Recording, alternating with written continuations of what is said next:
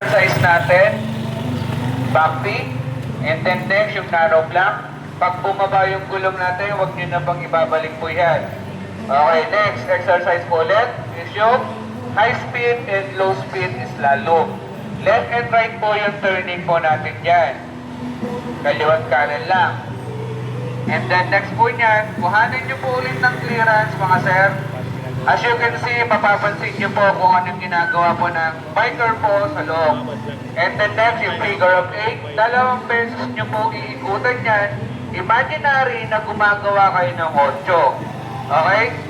And then next, pagpasok po ulit ng biker, susunod na po yan, yung staggered na tinatawag natin.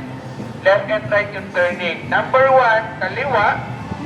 And number 2, kanan. Okay? Kaliwat kanan lang po yan. Number 3, kaliwa ulit.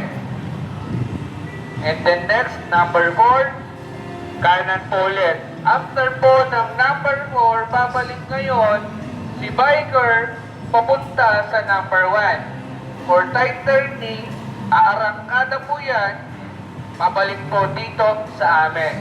Okay? Pagdating pa sa dulo, smooth brake lang po ang inyong gagawin. So,